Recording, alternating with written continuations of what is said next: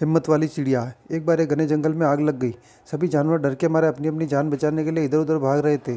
वही एक छोटी सी चिड़िया भी थी जो अपने घोंसले को जलते हुए देखकर दुखी थी और सभी को अपनी जान बचाने के लिए भागते देखकर चिड़िया ने मन में ठाना कि वह इस जंगल की आग को बुझाएगी। उस छोटी चिड़िया ने जंगल को आग से बचाने के लिए बार बार नदी में जाकर अपनी छोटी सी चोंच में पानी भरकर उस आग में लाकर डालने लगी। उसके पास से एक कौवा भी गुजर रहा था। वह भी अपनी जान बचाने के लिए इधर उधर भाग रहा था।